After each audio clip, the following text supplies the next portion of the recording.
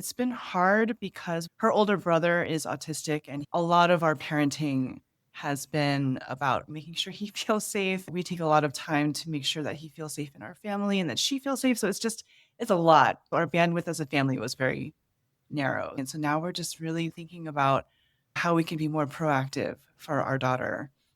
It's just been just constantly evolving. Welcome to the Don't Feed the Fear podcast, where we dive into the complex world of food allergy anxiety. I'm your host, Dr. Amanda Whitehouse, food allergy anxiety psychologist and food allergy mom. Whether you're dealing with allergies yourself or supporting someone who is, join us for an empathetic and informative journey toward food allergy calm and confidence. Welcome back to Don't Feed the Fear and our series on food allergy treatment decisions. You've probably noticed a common theme here and in your lives, which is that today's treatments offer us more options than ever, but they also can sometimes offer us more pressure and guilt about whatever it is we choose. Today's conversation is an important reminder that thoughtful decision-making isn't about the answer that you reach. It's about understanding your goals, your child, your family, and the season of life you're in. My amazing guest today is Ina Chung. She is the creator of The Asian Allergy Mom and author of a kid's book about food allergies. Many of you already know her for her thoughtful and grounded approach to parenting children with food allergies and her remarkable ability to straddle seemingly opposite things like caution and confidence, advocacy and flexibility, all so that she can help her children develop their own voices along the way. I hope this conversation gives you permission to engage in and trust your own thoughtful decision-making and reminds you that there isn't one right path. Ina, thank you for being here. Thank you so much for having me. I'm really looking forward to our chat. You're a superstar parent in terms of how you approach things and handle them with your daughter. Would you tell everybody just a little bit about you and where you find yourself in terms of food allergy life? Sure. So my name is Ina Chung, and I'm on Instagram on The Asian Allergy Mom. And my daughter is allergic to peanuts, dairy, and egg. And, it's been such an interesting journey with her because, we found out about her allergies when she was really little. She was 6 months old. She had reactions to baked egg and baked milk when she was 1 year old. It's been hard because her older brother is autistic, and a lot of our parenting has been about, making sure he feels safe. We take a lot of time to make sure that he feels safe in our family and that she feels safe. So it's a lot. So our bandwidth as a family was very narrow. And so now we're just really thinking about, how we can be more proactive for our daughter. It's just been just constantly evolving, I think is the way I would describe it. Because these things, they're not static, they're very dynamic. So it's been interesting. Right. We are, as well as what's available and what's being offered and what the research about it is showing is constantly shifting. Yes, exactly. You have such a positive parenting approach and such good communication. How did you learn so much? Well, I am a teacher by training. So I was a human development major in college, and I got my master's in education for teaching ESL. But still, nothing prepared me for parenting my son. And he is so interesting because he's very black and white thinking. Like, he's a very black and white thinker, very literal in the way that he understands things. And so the way that I parented him, I think really did prepare me to parent my daughter as well, because I had to be so careful with my words. For some like random things like the yellow light on a traffic light, it doesn't mean to slow down, because sometimes we do speed up, you know what I mean? And so I had to think about like, okay, so what it means is that the red light is coming. And so I had to be so intentional about all the different kinds of words I used and the way I explained things, knowing that there could be repercussions later on. If I talk about something with a fearful mindset, then that's going to set my son up to think that something is fearful. But I had to kind of cover all my bases when I talk about anything. And so I feel like that really set the stage for helping my daughter understand that her allergies are not something to be feared, but something to be cautious about. And so I've tried to integrate that language all the time with her, knowing that it's going to set her up for the way that she's going to see her allergies as well. Is that what led you into the book that you wrote? Yes. So I wrote a book called A Kid's Book About Food Allergies, published with A Kids Co. And I love these books because they are written exactly like social stories. I think it wasn't even intentional, the way that, the founder made his book as the prototype, And so I wrote it because I haven't yet found a book that talks directly to kids about their food allergies, but also to kids who don't have food allergies so that they can understand, their classmates and their friends and their siblings. And so I wrote this book to not only educate about what food allergies are, and just the daily life that we live and the different precautions that we have to take, but I also wrote it to help kids understand that they deserve support from their community, that they can ask for help, they can advocate for themselves.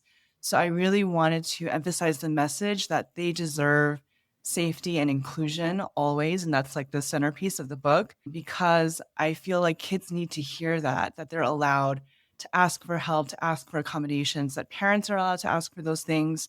And so there's the education aspect, but then there's also the community aspect of the book that I really wanted like a kid who doesn't have food allergies to kind of overhear this conversation that I'm having with the kids who do have food allergies. Like, you deserve this, you deserve that.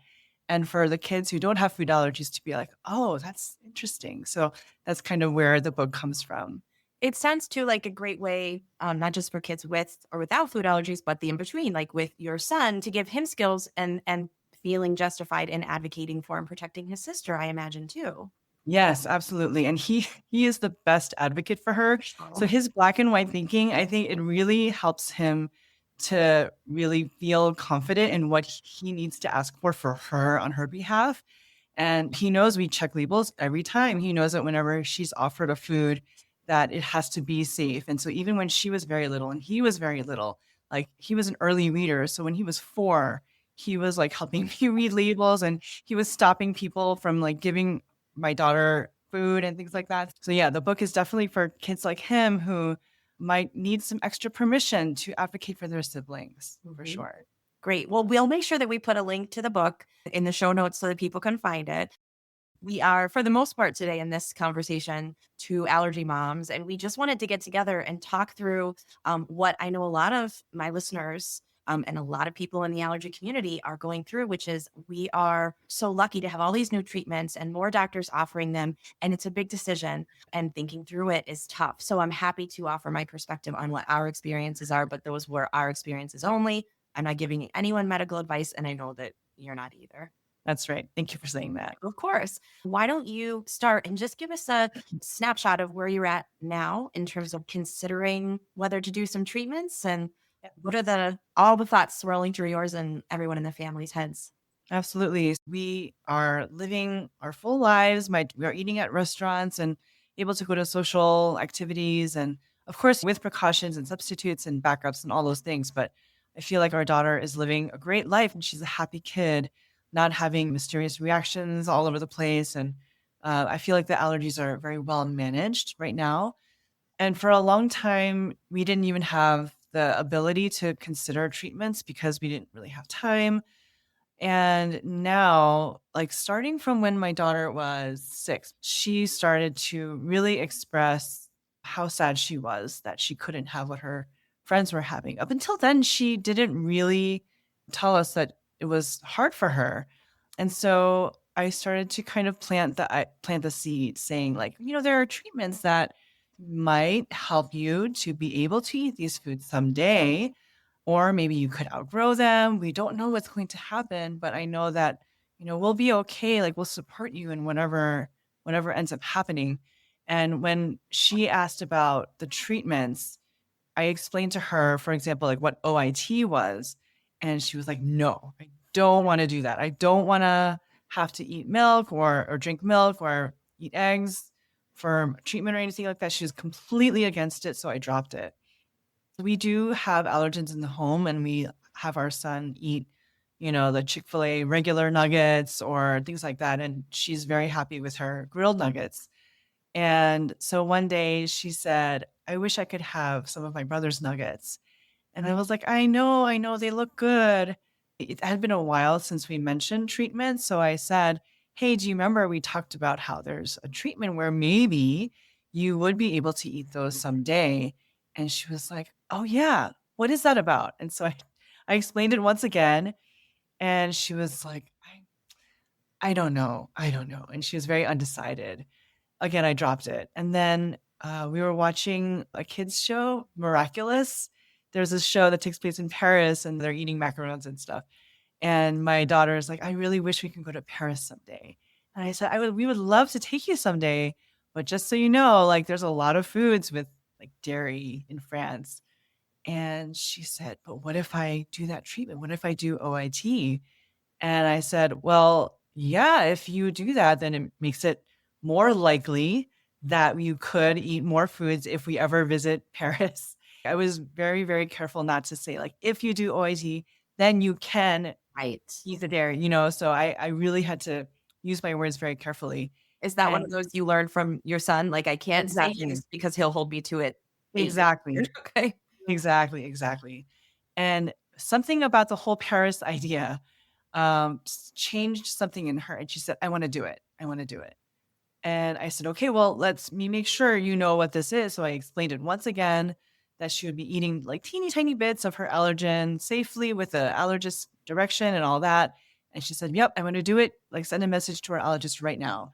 And so I said, okay, I'll do that. And so I did. And our consult is scheduled for June. And in the meantime, I am prepared for her to change her mind because it's a whole different framework of understanding her allergies. And it's such a different thing that we'd be doing that she has never done before. And so I'm kind of going into the consult knowing that it may not be what she wants in the end. Or she may start it and then not want to do it after a while. Who knows? So I'm definitely keeping an open mind. And I know that there's a lot that I probably don't know and a lot that I can't answer for her either. And a lot of questions that she's going to have as we learn more about it. So yeah, I'm just, I tell both my kids all the time, let's have an open mind because we just don't know. So that's kind of where we're at right now. This is an example of what I love about your approach with the kids, but that idea of planting the seeds along the way and Yeah. giving her agency over the decision, not just saying, we made this appointment, even with the best and most positive of intentions. We found this thing a doctor can do. It'll be great. You might be able to eat your allergens and be safer. But to give children agency and choice in the decision, you gave her that time. You said it yes, and the first reaction was just a hard no. A lot of parents would find that, understandably, very deflating. Oh my gosh, I was so excited about this great idea. So I love that gentleness and that power that you give your kids in the way that you approach things with them. Yeah, thank you so much. If she was a lot younger, I think it wouldn't be easier, right? I'm sure. It's hard to see a way forward without her buy-in. Eating her allergens, I wanted to make that a primary thing for our family. Like with food challenges and things like that, she needs to be committed to it and to understand what it's about, what the risks are, what the benefits could be, so that she can participate and I don't have to force her. Like I don't want to do that with her for something that is optional too. I want to mention, Right. because I think that's something that helps me is that I accepted a long time ago that her allergies might be lifelong. And I think that that's a really hard place for a lot of parents to come to, especially with so much talk about like, this many percent of kids outgrow this allergy by this age. And they're just holding on to hope, which I totally understand. And of course, I have hope too. But at the same time, I think that accepting that my daughter's allergies could be lifelong has helped me a lot with kind of letting go of the possibility of treatments, the fact that she may want to drop out, the fact that she may not want to do it at all ever. And so knowing that we'll be okay, even if she has allergies for her entire life, kind of releases me from any pressure on myself or any pressure that I give to her. I can relate to that so much. And there's so much peace in that I think a lot of younger parents or earlier in the journey would think, well, Right. that sounds horrible. You have to have hope. And it really is a different shift for us that, It is. And I want to know for you, how did you get to that point where you could accept that it might be lifelong? yeah, we really did run the gamut of treatments. And some people think like that was too much. Maybe you dragged your son through too much, but I have no regrets in terms of anything I can offer to you. I'm so privileged to be able to do it. And we've done it. Some of it worked better than others. As he got older, we had to factor in his decision more and more. And so I think all of that combination of things, plus having overall a very positive experience with it and being so thankful to have the protection that we have now, even though he's still obviously allergic, I think that just lets me have no regrets. It lets me not look back and think about the what ifs anymore. Right. Right. I love that. Yeah. But it's a process. And it's my big thing is letting ourselves feel the emotions, right? I had to go through all those stages of the emotional process of that. And that I think is really important for people to be aware of as they're considering or moving into or going through a treatment like OIT or any of the other treatments. You said you're very open and accepting, but if you're not and you're just determined, we're going to beat this and we're going to outgrow it and this is going to be gone, that might make the process more frustrating and difficult for people. Yes, absolutely. Even now, I'm trying to set the stage to help my daughter understand we don't really know, even if it goes well, we don't really know what the outcome will be. I'm trying to explain to her the wide range of possibilities of what the outcome could be. As a parent, have found that when I set my expectations low, that kind of helps everybody.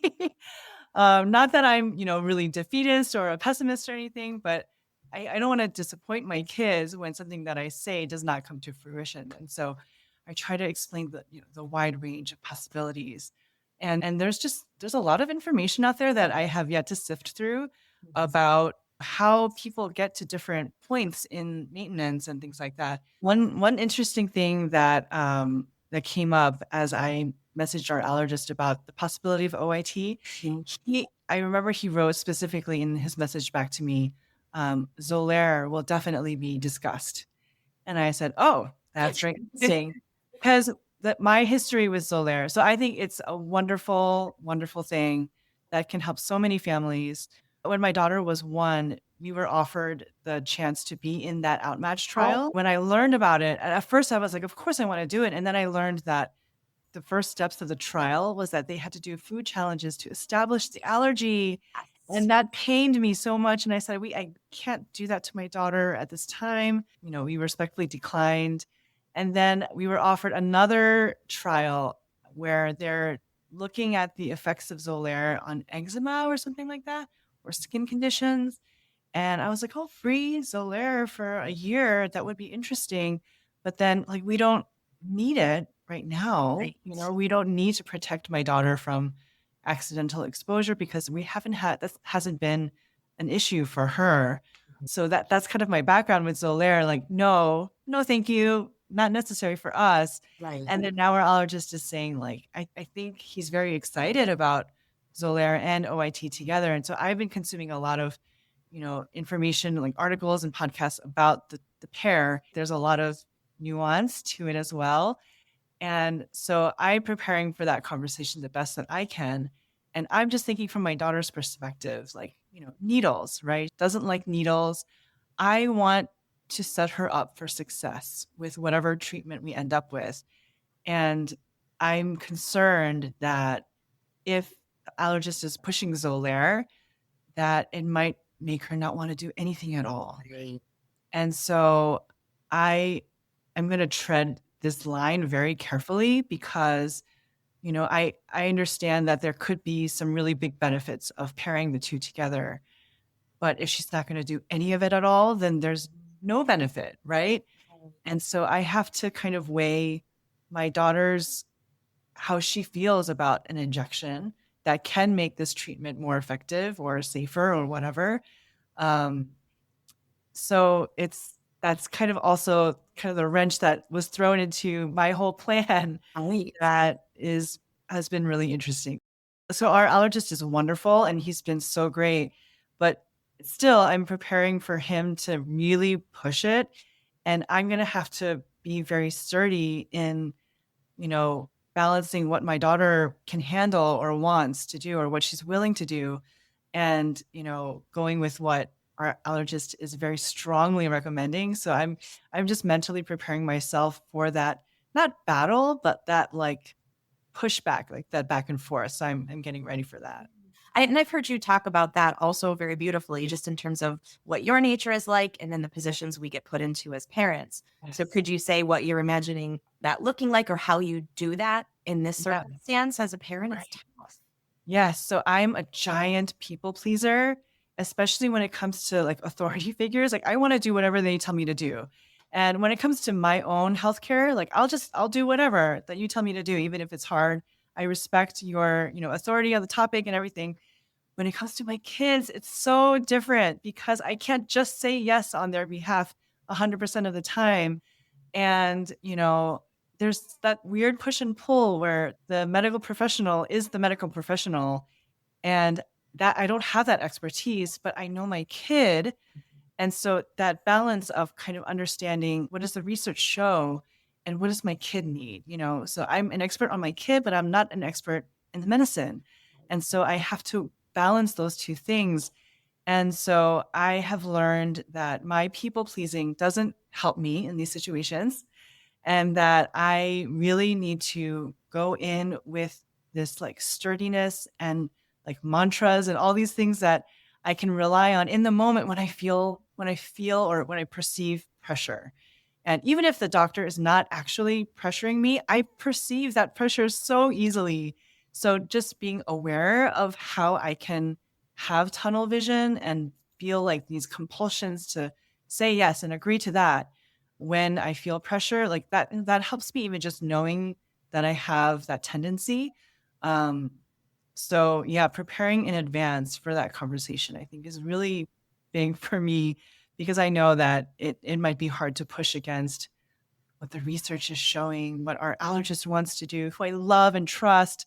So yeah, it's a big thing for me. It's gonna be tough. Well, and you make a good point. I feel like I know enough about you to know you wouldn't be staying with an allergist who you really felt was pressuring you and was not incorporating your feedback into the treatment, right? So to acknowledge not only, like you said, I have this pattern, calling it out and giving it a name and words takes some of its power away. And then to remind yourself, like you said, my experience with the doctor is this. So I hope it takes some of that edge off of it as you gear up for that decision because it does sound like they're supportive. One of the other things you made me think of in terms of this medical expertise and this body of knowledge and research that we have, but boiling that down to apply to my individual child, it's not just my child, it's the family. And you mentioned, you've got quite a lot going on in your family. Your bandwidth has been stretched probably past its max.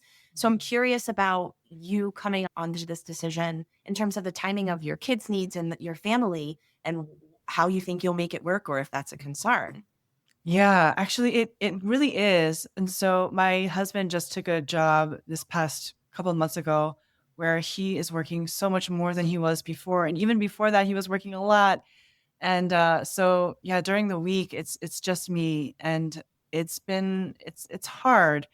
And so I know that, with updosing appointments and maintenance and things like that, it's just a lot to keep track of. Um and so I am concerned about the resources, like my own mental and emotional and time resources that I have to make this work if we're going to do it. Um, I haven't come to really feel confident about anything right now, and so yeah, this whole consult that we're going into, um, yeah, open mind, right? Like I just don't know what I'm gonna be capable of, what my daughter, even my son is gonna be capable of.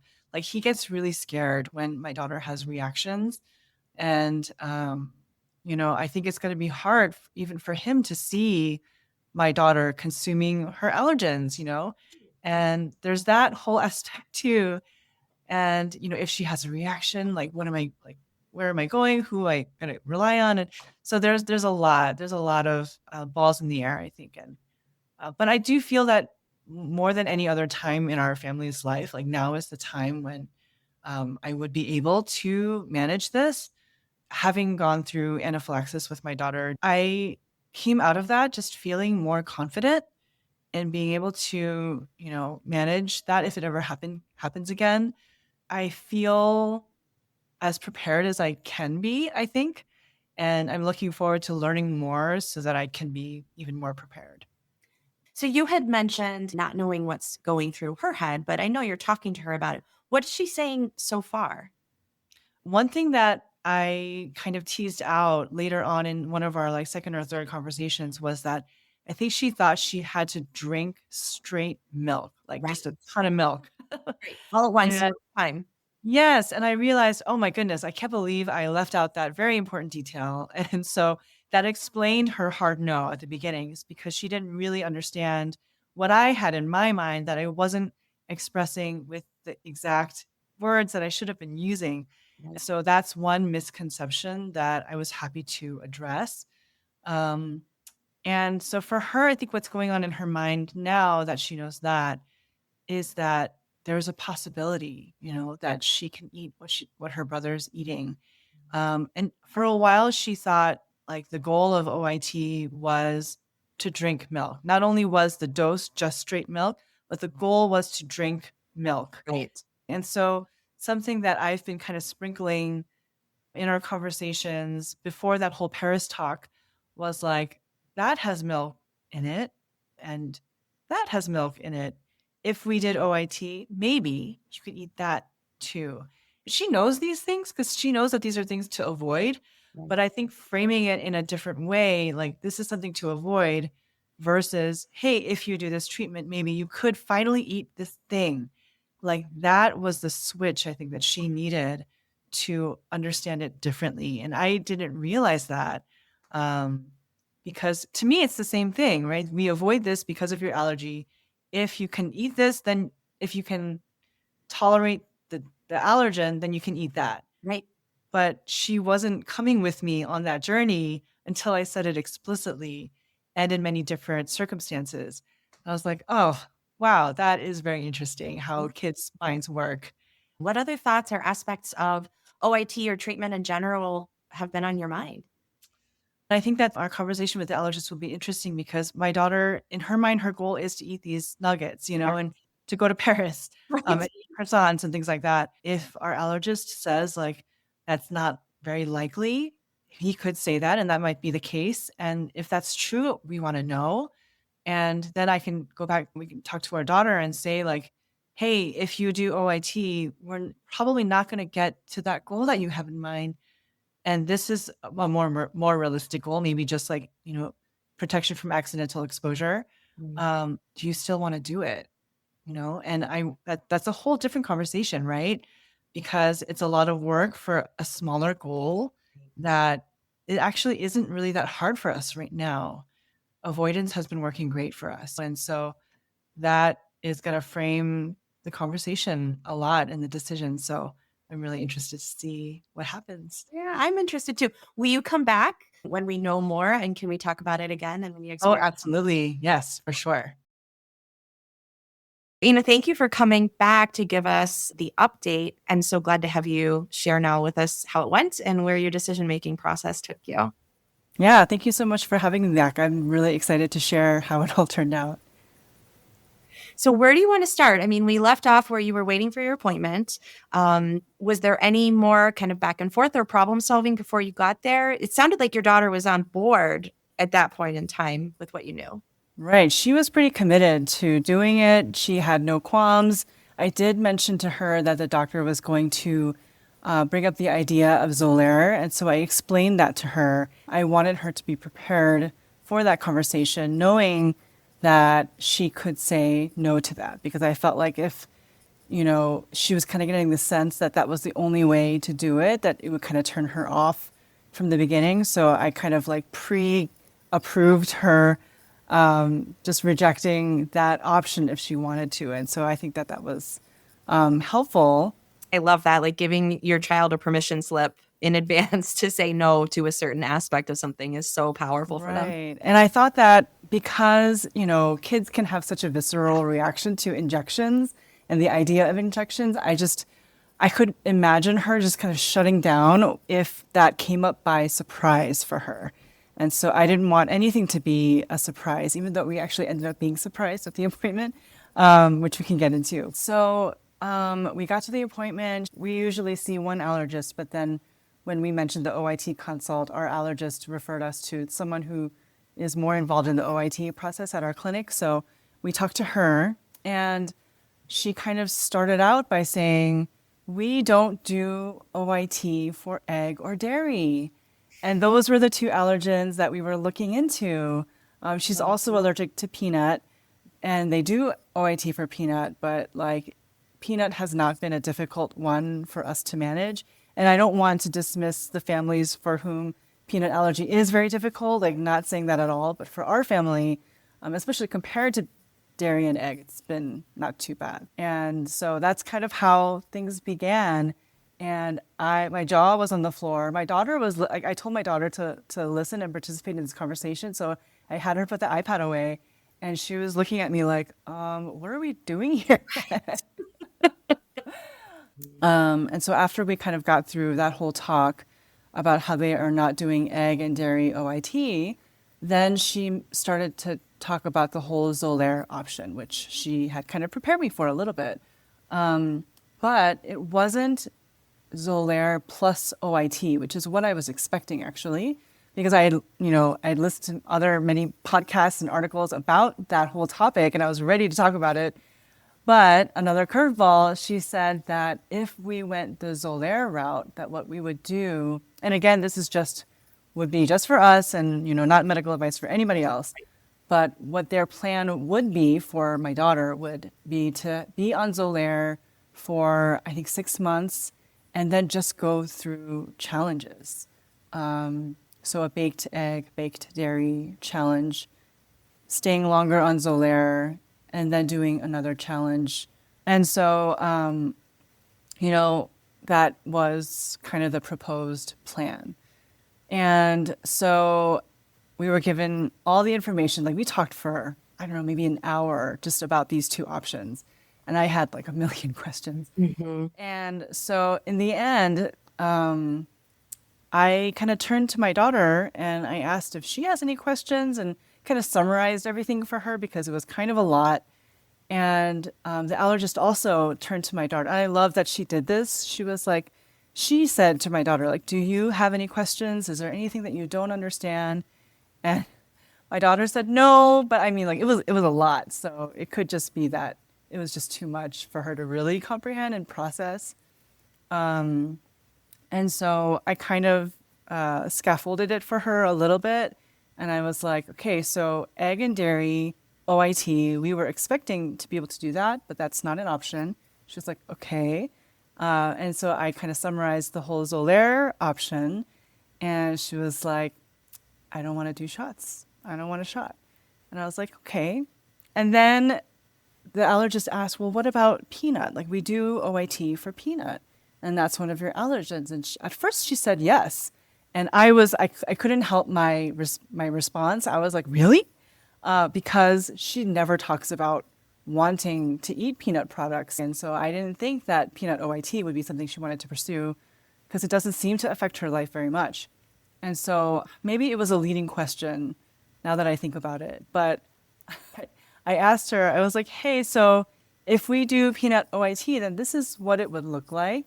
And you would be able to eat more peanut stuff. What peanut stuff would you want to eat? And she thought about it and she was like, there's no peanut stuff I want to eat. And so I was like, okay. And so, the allergist and I are kind of both kind of getting the sense of where we're going. And the allergist said, like, do you think that it would be worth the time and the effort to do peanut OIT to eat some peanut stuff? And she was like, no, not really. And then so that's kind of where we left the whole OIT and Xolair conversation. And one thing that was interesting was the allergist said towards the end that, this is the way our clinic does things and other clinics do things differently. If you decide, and she was being very vague, she said, if you decide to go to a different clinic where they do offer, more of the treatments that you're looking for, you will still be our patient and we will still care for your daughter. And there's no hard feelings at all. And she was like, yeah, there's a lot of, clinics in the area that you can look into. And so I turned to my daughter and I was like, do you want to try to find somewhere else that might do egg or dairy OIT? And she was done. She was tired. And like, it had been a long discussion. And she was like, no, no, I'm done. I don't want to think about it anymore. Mm. And so I kind of, took the hint from her that I think she's kind of done processing and listening and things like that. And so we left it there, basically. And of course, the allergist said, the door's always open. You can change your mind. We can look into other therapies that are in the pipeline. There's so much happening in the world of allergies. So, like, don't lose hope. Let's continue talking to your daughter. I was like, yeah, that's great. And so that was very much in line with my whole attitude going into it to begin with. Like, no pressure, whatever we don't decide now, we can decide later. So we came home and I told my husband about the whole appointment. And he was kind of in favor of looking into other clinics.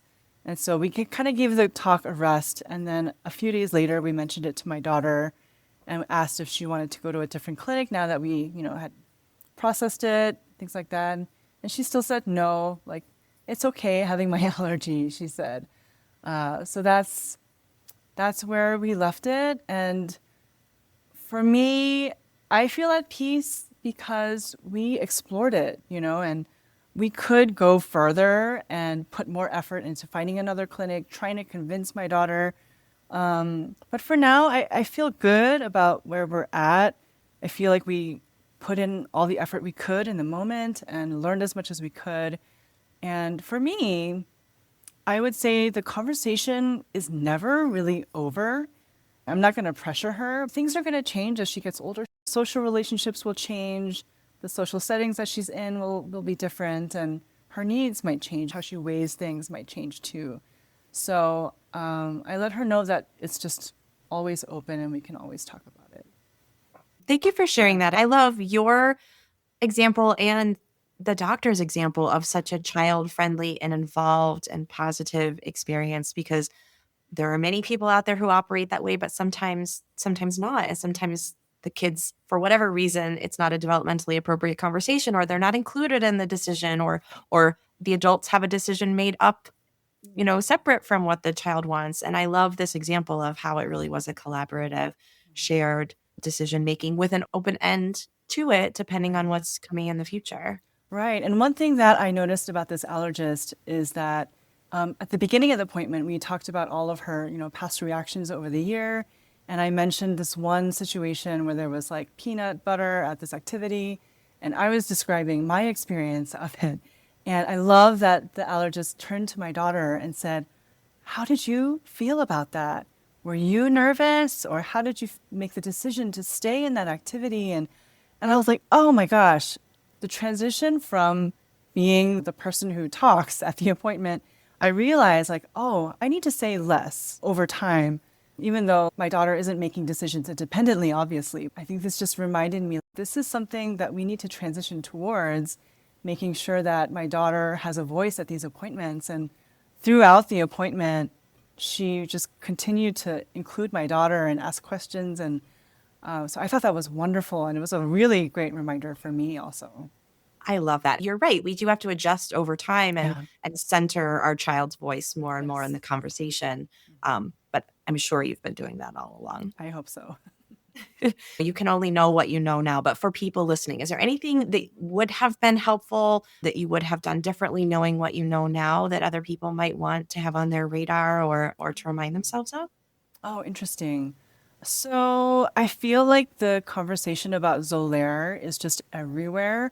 I think that there's so much about Xolair to learn that I think it's hard to really capture all the nuances of what Xolair can bring in a short appointment, especially have like a squirrely toddler kind of thing. So I'm really glad that I was able to take some time before the appointment to really learn as much as I could about Xolair, about how allergists think of it, how other parents think of it, hearing stories of people. And there's been some really amazing stories and really disappointing stories. And I think it's important for us to get kind of that full range of how it can be used and just the history of Xolair, because it's been around for a long time, and I think a lot of people don't know that. So I think that for most people going into any appointment, I think it's really smart to learn about Xolair. I agree. Another thing that I like to add, I often suggest, and you handled it beautifully, and I think you know your daughter's limits. But I always suggest, if it's possible, to have another trusted adult, even if there's not another parent available, to go to appointments with you, because then if the child has lost interest, or if, like you said, if your child shuts down at the mention of Xolair, but you still have questions, they can head out to the waiting room. I think that's a really smart idea for those people who can manage it, because, yeah, she was kind of done with the conversation 45 minutes in. With someone with a toddler or a baby, how much harder would it be to have a measured conversation where you can gather your thoughts and really absorb the information that you're getting? So I totally agree. I think that for those for whom it's possible, it's definitely a good idea. Yeah. What else would you say, and just in terms of any kind of emotional process? It doesn't sound like she's too distraught about the decision. Have you had any kind of process you're working through, or just with that idea of maybe we're going to do a treatment? No, not right now. Yeah, so I will be honest, I was pretty disappointed. I try really hard not to pin, all my hopes for a normal life and treatment or outgrowing the allergy or whatever, but the more I thought about OIT, the more hopeful I became. I see so many stories of people being able to do so many different things and eat so many more different foods after OIT. That hope was building despite my trying to be measured about it. And so after hearing that egg or dairy OIT is not going to be possible with our allergist who we love, knowing that my daughter's likely not going to really go out of her way, I guess I can say it that way, to pursue this kind of treatment. The ideas I had are, kind of dashed for now. It wasn't really upsetting, but just kind of, I took some time to process and deal with kind of reshaping those expectations that I had once again. Just kind of grounding myself in the thought that, okay, we've been doing this for 7 years and we are doing great and we're keeping our daughter safe. There are some missteps along the way, but we've learned so much and my daughter's learned so much and we have a supportive community. So we're just going to keep doing what we're doing and it's going to be great. So I did take some time to kind of reground myself in that. Yeah, it's really helpful for you to share. So thank you for coming here. I think there's pressure all around from all of these new options. I think as parents, we feel a lot of shoulds. We feel a lot of weight. We feel so much guilt, and so I hope that this will be helpful for people to hear as a reminder that saying no to the treatments and that we're doing well is an absolutely valid option. And I don't ever like to say the best or the right thing for you because it might change in time, right? But it is absolutely just as valid of an option as the others. And I want to remind people that even though we're talking so much about great things, it's a great thing too that your daughter was presented with all of that and said to you, how did she say it? It's okay. My allergies are okay. Yeah, she said my it's okay having my allergy. It is okay having her allergies, exactly.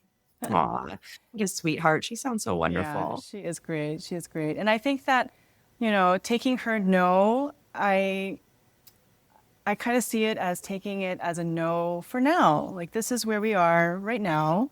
And yeah, things are going to change and we'll just keep discussing it, keeping the door open, never applying pressure, but just gathering information, learning, and discussing as a family. I think that's amazing. Thank you for sharing it with all of us to hear you work through it so we can learn from that. Yeah, thank you for the opportunity to share. And if things change in the future, we'll come back and we'll talk about it again. Absolutely, absolutely. Sounds great. Well, I am going to put links in the notes for everybody to follow up on everything we talked about. And will you say one more time what your Instagram handle is? Yes, it's the Asian Allergy Mom. Great. So I'm sure people will look forward to seeing more if they don't already follow you on there. Sounds great. Thank you so much. Really appreciate your time. I am so happy you came. Thank you. Thank you. Before we wrap up, here are 3 action steps I think that you'll find helpful after today's conversation. First, if you aren't already, follow Ina on Instagram at the Asian Allergy Mom. She fosters such great conversations within our community, and you'll find her to be a really helpful resource about many topics. Second, if you'd like to hear more from Ina, I encourage you to listen to her appearance on the Fact Roundtable podcast. It was episode 212, and in that conversation, she shares even more about her approach to food allergy parenting, advocacy, and raising resilient kids. And finally, Ina also contributed her experience and the decision-making process that we talked about today in my new workbook, which focuses on the emotional and psychological aspects of making these food allergy decisions. Her perspective adds a really important voice to the conversations that we've been having throughout the series and in the book, which you can find on Amazon and on bookshop.org. It's called From Fear to Freedom, a workbook for navigating allergy immunotherapy. As always, thank you for spending your time with us. And until next time, keep learning, keep asking questions, and don't feed the fear. The content of this podcast is for informational and educational purposes only and is not a substitute for professional medical or mental health advice, diagnosis, or treatment. If you have any questions about your own medical experience or mental health needs, please consult a professional. I'm Dr. Amanda Whitehouse. Thanks for joining me. And until we chat again, remember, don't feed fear.